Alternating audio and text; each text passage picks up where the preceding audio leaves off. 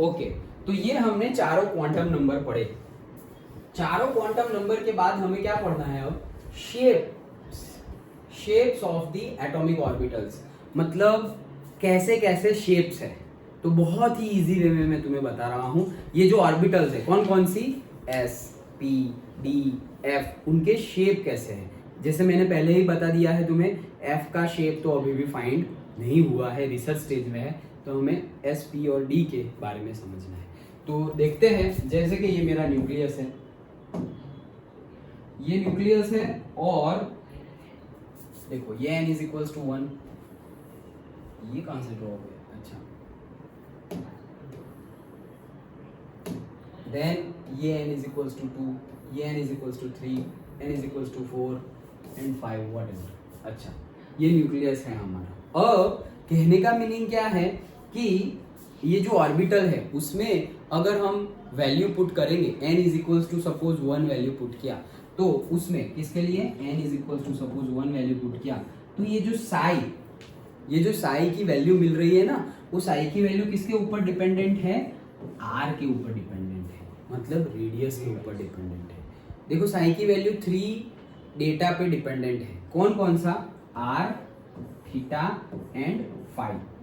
r radius है, theta और phi angle है, तो एंगल दो क्यों है, हम 3D में बात कर रहे हैं ना, इसलिए 2 एंगल है। ओके, 2D में होते, जैसे कि ये हमारा 2D है, y एंड x, अगर मैं ऐसे लाइन ड्रॉ कर देता, तुम बोल देते सर 45 डिग्री, किसके बीच में 45 डिग्री, सर ये x और तुम्हारी लाइन के बीच में 45 डिग्री, लेकिन अभी तो हमें ये 45 भी है, एट द सेम टाइम ऐसे है, तो अभी भी वो तो 45 ही है, लेकिन यहाँ से भी मुड़ा हुआ है, समझ में आ रहा है। ये XY प्लेन है, ये हॉरिजॉन्टल लाइन है XY प्लेन की, अभी ऐसे 30 डिग्री पे मोड़ा, तो तुमने क्या बोला, sir theta is equal to 30 degree, क्यों, क्योंकि हॉरिजॉन्टल से ये 30 डिग्री आया। लेकिन अगर मैं इसको ऐसे भी मोड़ दूं, अब अभी भी थीटा 30 डिग्री तो है ही, वो गलत नहीं है, लेकिन सर यहाँ से वो बाहर भी चला गया, ये जो प्लेन था उससे भी बाहर चला गया, मतलब 5 भी 30 डिग्री आ गया, समझ में आ रहा है।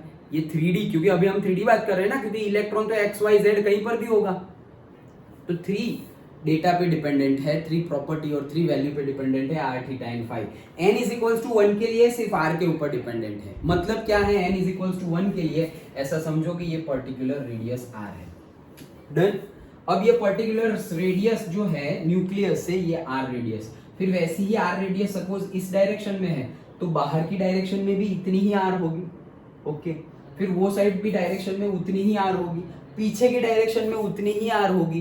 तो एक्चुअली अगर n इज इक्वल्स टू 1 के लिए देखा जाए ना, तो ऑर्बिट का शेप कैसा हो जाएगा, ऑर्बिटल का शेप स्फीयर। क्यों, क्योंकि बीच में एक सपोज न्यूक्लियस है और पूरा एक, जैसे कि फुटबॉल, तो फुटबॉल का कोई सेंटर है ऐसा समझो, फुटबॉल का सेंटर, तो फुटबॉल के सेंटर से कंटिन्यूअस, हमने स्फीयर देखा है ना, मैं क्लास 10 में मैथ्स में हमने स्फीयर का कर्व सरफेस एरिया और वॉल्यूम वो सब फाइंड किया था, तो क्या था, सेंटर और पूरे रेडियस सेम ही होगी, कितना भी स्फीयर तुम ले लो, यहाँ ले लो, यहाँ ले लो, नीचे ले लो, इस साइड ले लो, तो रेडियस सेम ही होगी। तो बोल रहे हैं कि n इज इक्वल्स टू 1 के लिए, n is equals to 1, n is equals to 1 मतलब l is equals to what, 0। क्यों, क्योंकि l की वैल्यू कहाँ थी, 0 टू n माइनस 1 थी l की वैल्यू, डन। l की वैल्यू कहाँ से कहाँ तक थी, 0 टू n माइनस 1 के लिए, तो 0 टू 1 माइनस 1 0, तो मतलब 0 ही आया।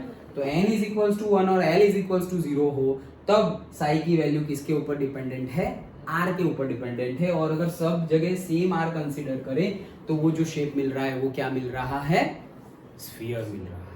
अब n इज इक्वल्स टू 2 लोगे and l is equals to 0, क्या दूसरा केस, n क्या होगा, n इज इक्वल्स टू 2 और l इज इक्वल्स टू 0। देखो n is equals to 2, l is equals to 1 भी हो सकता है, लेकिन मैं क्या ले रहा हूँ, l इज इक्वल्स टू 0। तो उस क्यों मैं ऐसा ले रहा हूँ, क्योंकि अगर l इज इक्वल्स टू 1 ले लिया, तो l इज इक्वल्स टू 1 मतलब कौन सी orbital, l is equals to 1 मतलब सेकंड p ऑर्बिटल, यस।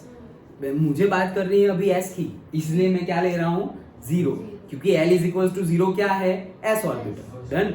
तो मैं n इज इक्वल्स टू 2 और l इज इक्वल्स टू 0 ले रहा हूँ। तो अब ये सपोज R1 था, तो ये दूसरा है R2, तो ये हाँ R2 भी सब जगह सेम ही होगा, तो यहाँ पे वो स्फीयर था, उसके ऊपर दूसरा स्फीयर मिला मुझे।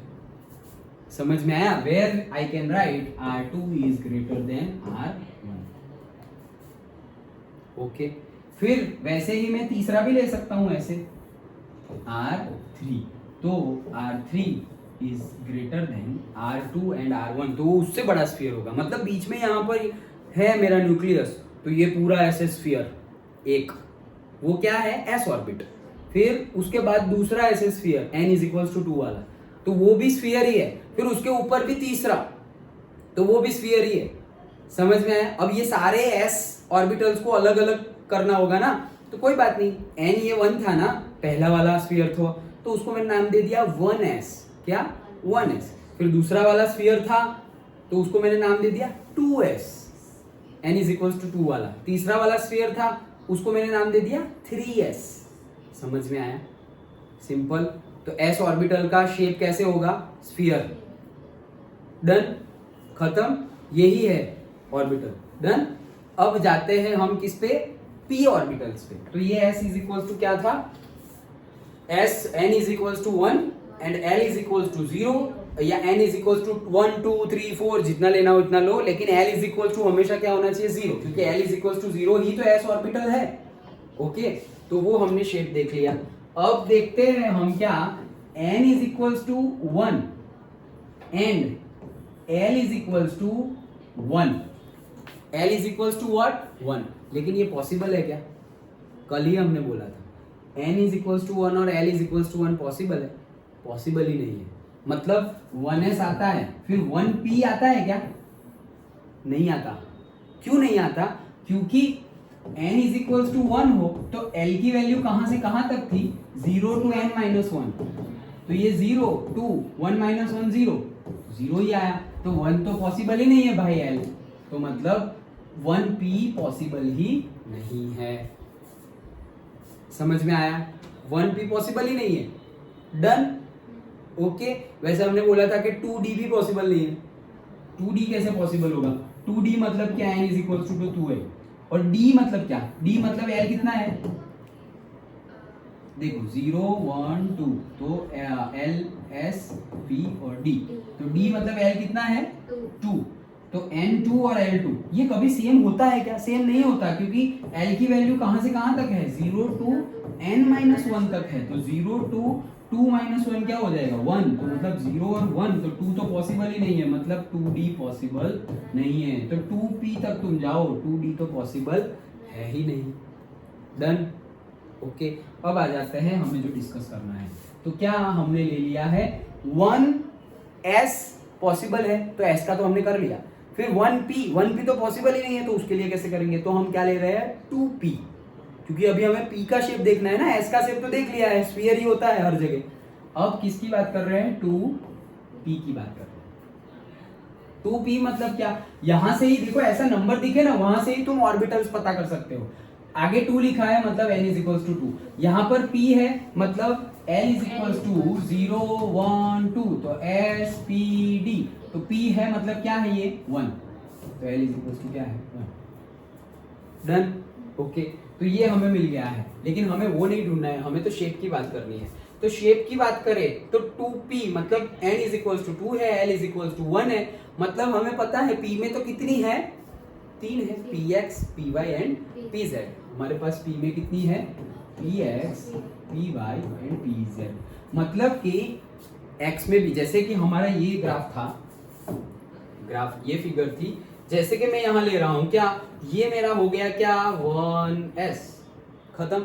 1p तो होगा नहीं, फिर यहाँ पर हो जाएगा क्या? ये 2s, फिर 2p भी है, तो ये रहा मेरा क्या? 2p। डन। और फिर 2p में x डायरेक्शन में भी इलेक्ट्रॉन मिल सकता है, y डायरेक्शन में भी इलेक्ट्रॉन मिल सकता है, और z डायरेक्शन, ऐसे x y z नहीं होगा। x y z तो हम कैसे ड्रॉ कर रहे हैं? x y, और तीसरा सिर्फ ड्रॉ करने के लिए, क्योंकि 2D में 3D कैसे ड्रॉ करेंगे, लेकिन ड्रॉ करने के लिए हम ड्रॉ करते हैं कि ऐसे z होगा, ऐसे लाइन में। ओके, तो कहने का मीनिंग क्या है कि x में भी p जो है वहां पे x डायरेक्शन में भी हमें इलेक्ट्रॉन मिल सकता है, y में भी मिल सकता है, z में भी मिल सकता है। तो उसको हम कैसे शो करते हैं, px py एंड pz। तो px py एंड pz 3 मिल सकते हैं, ये कैसे पता चले, ml से। ml is equal two plus और माइनस l, तो यहाँ पर 1 है तो प्लस और माइनस 1 मतलब 1 0 एंड माइनस 1, तो इसके लिए ml की वैल्यू क्या है, ml is equal to 1 0 and minus. Done. लेकिन उसका शेप कैसे होगा, तो उसका शेप देखो px ty एंड pz। तो सपोज ये मान लो हमारा x है, ये मान लो हमारा z है, ये लिख देता हूँ x है, ये y है, और ये मान लो हमारा z है, या इसको z मान लो, बुक में शायद ऐसा गिवन है, we will see whatever given हो, हम कंसेप्ट से जाएंगे तो कोई प्रॉब्लम नहीं है। तो सपोज ये हमारा z है, x y एंड z। ये y जो है वो 3D में है, बाहर निकल रहा है, मतलब अगर ये बोर्ड गिनो तो ये x हो गई, ये y हो गई, और ऐसे जाओगे तो z हो गई यहाँ पर। ओके, मतलब मैंने यहाँ पॉइंट लिया तो तुम्हें x y z तीनों बताना पड़ेगा, लेकिन मैंने यहाँ पे पॉइंट लिया तो तुम x और y से ही खत्म कर दोगे कि सर x y प्लेन में है, वो z तो 0 है, बाहर तो निकला ही नहीं, ना अंदर गया है, मतलब ये प्लेन है, वहां पे ही तुमने बता दिया, यहाँ से बाहर भी नहीं है, यहाँ से पीछे भी नहीं है, प्लेन में ही है, तो x y में ही है ऐसे। ओके, कब, जब 2D होगा तब। 3D मतलब तुम्हें तीनों तीन बताना पड़ेगा, x y भी बताना पड़ेगा कि यहाँ कितना है, यहाँ कितना है, और यहाँ से कितना बाहर गया है वो भी दिखाना पड़ेगा। Done. Okay, x y and done, समझ में आया। अब यहाँ पे शेप कैसा होता है, तो px py pz, मतलब x में भी होता है, y में भी होता है, और z में भी होता है। तो देखो कैसे होता है, लोग बनता है, कैसे, जैसे ये x है तो x में ऐसे ऐसे लोग बनेगा, ऐसे लोग बनेगा,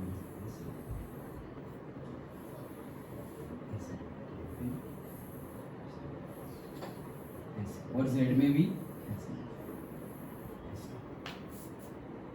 लोग मतलब क्या, ऐसा समझो ये पॉइंट है, ये पॉइंट है यहाँ पर। ओके, अब ये मेरी x एक्सिस है, ओके, ये मेरी x एक्सिस है, तो ये जो पॉइंट है ना, वहां पर इलेक्ट्रॉन मिलने के चांसेस नहीं है, तो कहां पर है, यहां से मैं x एक्सिस में लोग बनाऊंगा, ऐसे ऐसे करके बनाया और ऐसे करके बनाया, तो ये जो स्पेस है ना, ये स्पेस में हमें साई मिल रहा है, मतलब ये स्पेस में इलेक्ट्रॉन, ये स्पेस में साई मिल रहा है, मतलब ये स्पेस में हमें वेव मिल रहा है, और वो स्पेस में वेव मिल रहा है, मतलब वो स्पेस में इलेक्ट्रॉन होने के चांसेस है।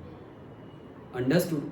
फिर ये पॉइंट पर तो नहीं है, फिर y पे जाए तो ऐसे सपोज ऊपर y और ऐसे एक नीचे y, तो ये पॉइंट पर तो इलेक्ट्रॉन मिलने के चांसेस नहीं है, लेकिन ये जो स्पेस है पूरा उतने में चांसेस है। फिर z में देखे तो ऐसे और ऐसे, तो ये कौन सी स्पेस में, मतलब ये स्पेस, ये जो हमने लोब्स लगाया हुआ है, जैसे मैं बोलूं यहाँ इलेक्ट्रॉन मिलने के चांसेस है, तो तुम बोलोगे नहीं, वहां नहीं है, क्यों, क्योंकि x y और z में चांसेस है, और वो कैसा, जो इलेक्ट्रॉन जो वेव मिल रहा है, तो कहाँ कहाँ वेव मिल रहा है, मतलब यहाँ यहाँ यहाँ यहाँ ऐसे वेव मिल रहा है, यहाँ पे कोई वेव मिल ही नहीं रहा है, यहाँ पर ही वेव मिल रहा है, मतलब डी ब्रोगली के प्रिंसिपल के अकॉर्डिंगली जहाँ वेव है वहां पे ही तो इलेक्ट्रॉन होगा, क्योंकि जहां इलेक्ट्रॉन है मूविंग कंडीशन में वहां वेव मिलेगा, तो यहाँ वेव मिल रहा है मतलब वहां इलेक्ट्रॉन होगा।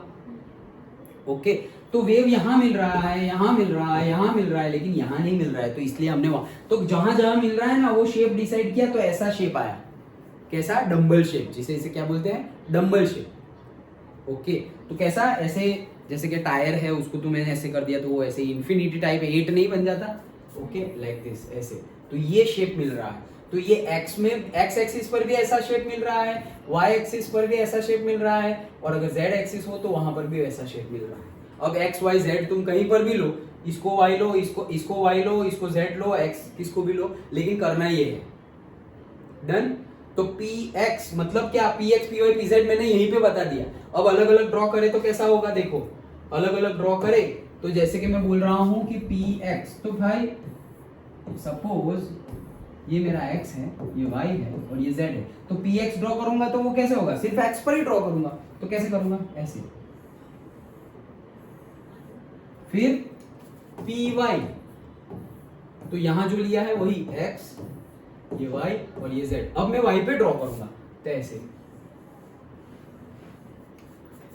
ओके, मतलब py में, py घर में है वो इलेक्ट्रॉन, py घर में है, घर का नाम क्या है py, वहां पे 2 इलेक्ट्रॉन होंगे, वो 2 इलेक्ट्रॉन होने के चांसेस कहां कहां है, ये पूरा जो y है ना वही उसका घर है, लेकिन चांसेस कहाँ कहाँ पर है, ये जो शेप है ना वहां पे चांसेस है, यहाँ पर नहीं है, यहाँ पर नहीं है। ये जो शेप है ना मतलब इतनी जगह पर इलेक्ट्रॉन, एक इलेक्ट्रॉन इतनी जगह पे होगा और एक इलेक्ट्रॉन इतनी जगह पे होगा, 2 इलेक्ट्रॉन हो गए ऐसे। समझ में आया? तो ये पी वाई था और फिर पी जेड तो वैसे ही ड्रॉ कर लो, एक्स ये वाई और ये जेड, तो जेड में बना दो फिर। तो डंबल शेप बन गया p x p y p z. Understood? तो देखो बुक में जैसे कि ये 1s है, फिर 2s है, फिर 1s, फिर 2s, कहने का मीनिंग क्या है, स्फीयर मिलेगा। वैसे ही अभी हमने p की बात की, तो p की बात की तो देखो boundary surface diagram of the 3 2p orbitals. तो देखो ये x है तो x में ऐसे डंबल बन रहा है और y में ऐसे डंबल बन रहा है। डंबल बनता है यहाँ पर तो ऐसे गोले बलून ही बना दिया है, बट पहले ऐसी फिगर आती थी।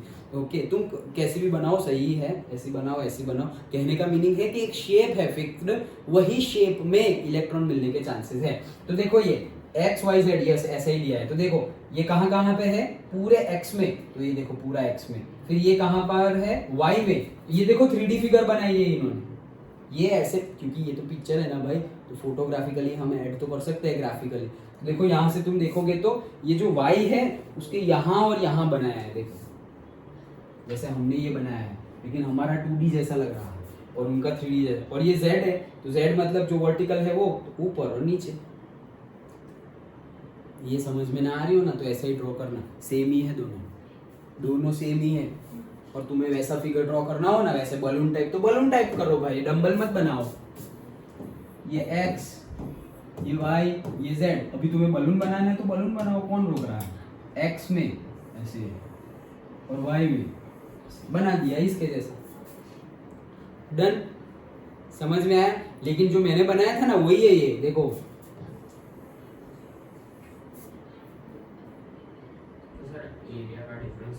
एरिया का डिफरेंस मतलब तुम्हें तो शेप दिखाना है, हम ऐसा नहीं बोलेंगे कि इतना बन रहा है या फिर इतना बड़ा बन रहा है, उससे हमें अभी लेना देना नहीं है। हम किसकी बात कर रहे हैं, शेप की बात कर रहे हैं कि उसका शेप कैसे होगा।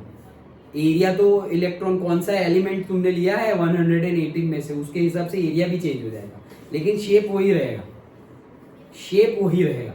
जैसे प्रेशर कुकर आता है 1 लीटर 2 लीटर 3 लीटर, तो शेप वही होता है, लेकिन उसका वॉल्यूम बढ़ता जाता है, साइज बढ़ता जाता है।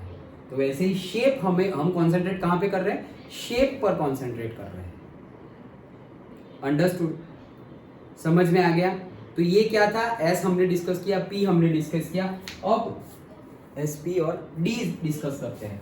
तो डी के लिए एल क्या हो सकता है, देखो फिर से लिखता हूं, L 0 1 2 3 S p d f. तो हमें अब क्या लेना है, L इज इक्वल्स टू 2। चलो, तो N is equals to 2 and L is equals to 2 तो पॉसिबल ही नहीं है, तो मैं ले रहा हूं N is equals to 3 and L is equals to 2। Done? तो जैसे मैंने बोला अभी ml हम लेंगे तो क्या होगा, प्लस और माइनस 2, मतलब क्या हो जाएगा 2 1 0 -1 एंड -2। तो मैंने अभी बताया था तुम्हें कि ये कैसा मिलता है, जैसे कि x square minus y square. Okay, ऐसे लिखते हैं d x square minus y square, तो मैं वैसे ही लिख के बताता हूँ एक्स स्क्वायर माइनस और से एक्स वाई, इसे बोलते हैं x y, y z, x z, x square minus y square and ये जेड स्क्वायर। तो कैसे बनाना है देखो, सपोज ये पहला लिया, यहीं पे रब करके बनाऊंगा तो ध्यान से देखना, ओके, क्योंकि यहाँ पे ही सब तुम्हें पता चले इसलिए। पहला क्या है, एक्स वाई, ये मेरा एक्स है और वाई तो यहाँ था, तो मैं जेड क्यों ड्रॉ कर रहा हूँ, फिर से ड्रॉ करूंगा। ये मेरा एक्स है और ये मेरा वाई है, बहुत खराब, ये मेरा एक्स है और ये मेरा वाई है, ठीक है, एक्स और जेड तो यहाँ था ना, वो अभी मैं नहीं बना रहा हूँ। क्या बोल रहे हैं, एक्स और वाई, ओके। ये कौन सा है, डी, डी क्यों लिख रहा था मैं, क्योंकि डी ऑर्बिट है ना भाई, जैसे p x p y p z, तो वैसे ही d x y d y z d x z d x square minus y square and d z square. तो क्या किया है मैंने, ये मेरा x है और ये मेरा y है, तो x y में मिलता है ना, मतलब x और y दोनों को कवर कर लेगा, x और y दोनों को। देखो ये x है और ये y है, दोनों को कवर करे ना, तो कैसा बनेगा पता है, ऐसे दोनों को कवर कर लिया। फिर एक्स वाई तो यहाँ पर भी है ना सर, ये माइनस एक्स और ये प्लस वाई, तो वहां पर भी बन जाएगा। समझ में आया? ये जैसे हम एक्स वाई ऐसे बोलते हैं तो सर ये एक्स है, ये वाई है, तो ये क्या है सर, ये plus x plus y zone है। ये क्या है, ये minus x plus y zone है। तो वही बोल रहा हूं मैं यहाँ पर भी, क्या कि ये x है और ये y है, तो ये कौन सा जोन है, प्लस एक्स प्लस वाई वाला। फिर ये कौन सा जोन है, माइनस एक्स प्लस वाई वाला। ये कौन सा है, माइनस एक्स माइनस वाई वाला। और ये कौन सा है, प्लस एक्स और माइनस वाई वाला। डन हो गया। अब उसके बाद जो हमें z ड्रॉ करनी थी वो z ड्रॉ कर लो, खत्म, ऐसे बीच में यहाँ। तो ये हो गया हमारा क्या, dxy। आया समझ में? पक्का समझ में आया कैसे ड्रॉ करना है? रटना नहीं है ये सब, ओके, लॉजिकली ड्रॉ करना है। डन, ये हो गया। ये क्या है हमारा z। चलो अभी मैंने बोला था कि मैं रब कर दूंगा, लेकिन तुम्हें फिर अच्छे से सब कुछ समझ में आ जाए, इसलिए इसको छोटा कर दे रहे हैं। अब फिर से ड्रॉ करते हैं, कौन सा, वाई जेड ड्रॉ करते हैं। देखो, अरे यार देखो, y और z, y ऐसा था और z ऐसे था, राइट, सीधा तो x था। तो अब yz, तो ये लिख देता हूं मैं, ये y है ये z है। तो yz मतलब क्या, उसके अंदर और इसके अंदर। तो भाई ये वाला भी है, तो इसके अंदर और उसके अंदर। डन कर दिया। बस अभी स्ट्रेट x एक्सिस अभी ड्रॉ कर लो। तो ये मेरा हो गया क्या, x। तो ये क्या हो गया, ये कौन सा था हमारा, dxy। ये क्या था, dyz। डन, समझ में आया? पक्का। अब क्या ड्रॉ करें, dxz ड्रॉ करते हैं। तो पहले x बनाओ, ये x बना दिया, फिर z बनाओ, ये z बना दिया। अब xz में ड्रॉ करो, तो x और z, ये रहा x और z, ये रहा, ये है x, ये है z, x और z ये भी है, x और z ये भी है। डन। और अब y बनानी है, तो y मेरा जहां था वहां पे ऐसे y बना दिया। ये क्या था मेरा, dxz। डन। और दो बाकी है, तो देखो एक यहाँ बनाता हूँ। क्या बोल रहे हैं, x square minus y square, तो ये नहीं बनाना पड़ेगा। ये x और ये y, ये है x और ये है y। डन। क्या बोल रहे हैं, x square minus y square, d x square minus y square. तो x square minus y square मतलब एक्सिस के ऊपर बनाओ, एक्सिस के ऊपर। तो x के ऊपर, ये भी x के ऊपर, ये y के ऊपर, ये भी y के ऊपर, और लास्ट में z। Done. And last one, dz square. तो z मतलब अकेला z बनाओ, और फिर अकेले z पे, ये मेरा ओरिजिन है सपोज, ये बना दिया, ये बना दिया। डन। और फिर y और x, और ये था ना z, तो x और y बनाना है, तो ये x और ये y। पर्टिकुलर सिर्फ z स्क्वायर है, ये x square minus y square था, ये सिर्फ अकेला z स्क्वायर है। तो उसमें एक पर्टिकुलरली एक रिंग स्ट्रक्चर दिखता है, जैसे कि हमारा सैटर्न है, शनि ग्रह है, उसमें कैसे रिंग्स दिखती है, वैसे ही यहाँ पर ऐसे रिंग्स दिखती है, सिर्फ एक अकेले यही ऑर्बिटल्स के केस में। कौन सा, dz स्क्वायर के केस में। तो देखो ये सारी फिगर, ये वाली वो रिंग है, देखो dxy। तो ये इतना अटपटा तुम कंफ्यूज हो जाओगे, ये कैसे ड्रॉ किया समझ में आया ना? ओके, वही है। ओके, देखो यहाँ पर ये x, ये y और ये z। तो हमें पहले क्या ड्रॉ करना है, xy। तो ये तुम्हारा y था और ये x है, तो xy ये और फिर ये भी और ये भी, और फिर बीच में हमने z ड्रॉ कर लिया। थर्ड एक्सिस बाद में ड्रॉ करो, नहीं तो कंफ्यूज हो जाओगे कि कहाँ है xy, यहाँ तो z भी आ गया, कंफ्यूज हो जाओगे। तो xy में xy बना लो, और फिर लास्ट में z बना लो। yz में y और z का बना लो, और फिर लास्ट में x एक्सिस बना लो। डन। समझ में आया? बहुत ही इजी वे करके मैं तुम्हें बता रहा हूँ, जैसे मैं प्रैक्टिस करता था। ओके, वैसे मतलब डायरेक्टली मैं भी ऐसे ही रटता था, फिर क्या है ये, क्या है, कितना कुछ पूछा, सर ने समझाया ऐसे करो वैसे करो, तो वो मैं डायरेक्ट बता देना। अगर मैं तुम्हें ये समझाता तो फिर मेरा जैसे हालत होती, सोच सोच के तुम्हारी भी वो हालत हो जाती, और फिर कुछ ऐसा पता चलता। लेकिन मुझे तो पता है ना, तो मैं डायरेक्टली बता रहा हूँ कि ऐसे ड्रॉ करना है। अंडरस्टूड? समझ में आया? तो यही था पूरा। कौन सा वाला, पी वाला, एक्स वाला या एस वाला? एक्स वाला, एक्स में तो स्फीयर है, हमें एस ढूंढना है, तो एस मतलब क्या, एल इज इक्वल टू 0 1 2 3, तो एस पी डी एफ, तो एस मतलब क्या, l is equal to 0, l is equal to 0, l is equal to 0 के लिए एन 0 तो हो ही नहीं सकता, एन तो 1 ही है। ओके, तो ये क्या हो जाएगा, एल 1 और ये 0, ये 0 मतलब एस, ओके सिर्फ एस, पी आएगा नहीं, तो उसके लिए तो हमने बोला ना कि किसके ऊपर डिपेंड है, सिर्फ और सिर्फ आर के ऊपर डिपेंड है। n is equals to 1 and l is equals to 0 के लिए साई की वैल्यू सिर्फ और सिर्फ किसके ऊपर डिपेंड है, r के ऊपर। बाकी p और d में वो r के ऊपर, थीटा के ऊपर और फाई के ऊपर डिपेंड है, मतलब रेडियस भी, फिर कितना एंगल है वो भी, और थर्ड डायरेक्शन में कितना एंगल है उसके ऊपर। लेकिन n इज इक्वल्स टू 1 के लिए सिर्फ वो r के ऊपर डिपेंड है, क्योंकि दूसरे कुछ है ही नहीं, तो डन। तो वो क्या था, r के ऊपर डिपेंड है, मतलब जितना r इस साइड, इतना ही उस साइड, इतना ही साइड, इतना ही साइड, मतलब कि वहां पे क्या मिल रहा है, एक स्फीयर मिल रहा है। वो स्फीयर वाला तो ऐसे पता है ना, एकदम स्टार्टिंग वाला, कहां गया रे,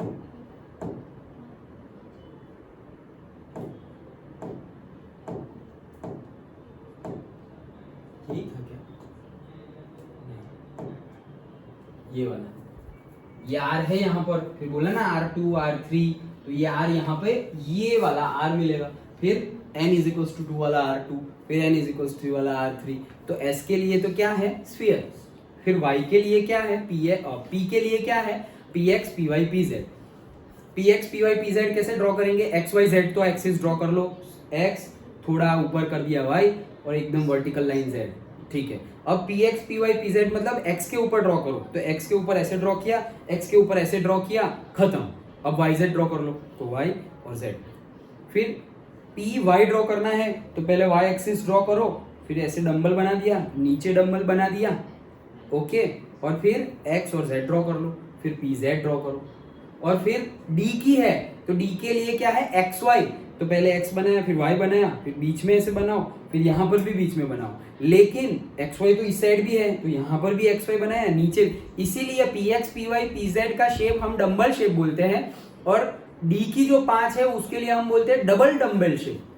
क्या, डबल डंबल, क्यों, क्योंकि हमने ये जो फाइंड किया, दो डंबल बन रहे हैं ना, जैसे कि ये हम बोले, तो ये x पे पूरा आ गया px, फिर y पे आ गया py और z पे आ गया pz। लेकिन यही केस अगर d के लिए अगर हम फाइंड करें, तो d के लिए देखो, जब अगर xz है तो xz, जैसे ये xy है तो xy यहाँ भी है, यहाँ भी है, लेकिन इस साइड भी तो है, तो मतलब सिर्फ एक एक के लिए 4-4 डंबल मिल रहा है, मतलब एक अगर पूरा डंबल हो, ऐसे डंबल होता है ना, ऐसे उठाते हैं हम, तो यहाँ पर भी होता है मास, यहाँ पर भी होता है, तो वैसे यहाँ मास और यहाँ मास, तो एक्चुअल में ये शेप ऐसा भी नहीं है, डंबल जो नाम दिया है वो ऐसे ही दिया है। डंबल कैसे होता है, यहाँ मास होता है, यहाँ मास होता है, और बीच में ऐसा होता है उठाने के लिए, डन। तो शेप वैसे ही मिल रहा है, कैसे कि यहाँ पे ज्यादा शेप मिल रहा है, फिर ऐसे, फिर यहाँ पे ज्यादा मिल रहा है, फिर ऐसे करके ऐसे, ओके, के आसपास बहुत ज्यादा स्पेस है, फिर वो कम होती जा रही है, कम होती जा रही है, कम होती जा रही है, लाइक दिस, तो उसको ही ऐसे डंबल शेप बोला है। अंडरस्टूड, आया समझ में।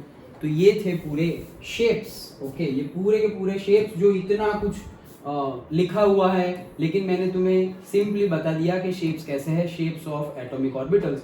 अगर तुम्हें बोल दे कि ऐसे कुछ भी नंबर दे देंगे, इसमें से क्वेश्चन कैसे पूछे जाएंगे, एक तो सिंपल सिंपल पूछ लेंगे, एस ड्रॉ करो, px py pz ड्रॉ करो, d की 5 ड्रॉ करो, ऐसा पूछ लेंगे, ये तो बहुत सिंपल हो गया। और क्वेश्चन थोड़ा अटपटा बनाने के लिए क्या बोल देंगे कि सपोज आई हैव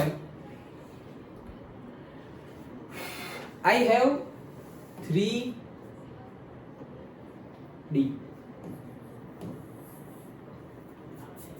नेम क्या, मेरा इलेक्ट्रॉन कौन से घर में है, मेरे इलेक्ट्रॉन्स का एड्रेस क्या है, मेरा एटॉम के अंदर जो इलेक्ट्रॉन है उसका एड्रेस क्या है, 3D, ऐसा मैंने बोल दिया, क्या एड्रेस है, 3D, ऐसा बोला है सिर्फ। अब बोलेंगे find all 4 quantum numbers for this and draw shapes of all orbitals which are there in this, ऐसा क्वेश्चन। ये नंबर दे दिया, पहले तो बोलेंगे फाइंड ऑल क्वांटम नंबर्स, तो n, l, ml and ms, ये 4 फाइंड करने हैं। फिर draw all shapes of orbitals which are there in this. तो क्या क्या d तो दिखाई दे ही रहा है, अभी d आ गया तो p भी तो होगा ही, d तो बाद में आएगा, पहले तो p आता है, तो मतलब इसमें s भी है, इसमें p भी है और इसमें d भी है, तो तुम्हें तीनों के डायग्राम ड्रॉ करने हैं, s का भी, p का भी और d का भी। ओके, लेकिन फिर ये हम 3 की बात कर रहे हैं ना, 3D की बात कर रहे हैं, तो फिर तुम 2s 2p वो सबके लिए ड्रॉ करने मत जाना, तुम्हें डायरेक्टली 3D की बात की है तो हम कहाँ पे बात करेंगे, 3 में ही बात करेंगे हम। 3D में बात, ये 3D है तो D के ही बात करेंगे। तो देखो n इज इक्वल टू यहाँ से 3 हो जाएगा, l इज इक्वल टू 0 1 2, तो l इज इक्वल टू क्या हो जाएगा 2। डन। फिर ml कितना मिलेगा, तो ml is equal two plus और माइनस 2, और अगर लिखना हो अगर तो 2 1 0 -1 -2 मिल गए 5। ms, तो ms तो 2 ही वैल्यू होती है भाई, प्लस हाफ लिख दो और एक माइनस हाफ लिख दो, खत्म। डन।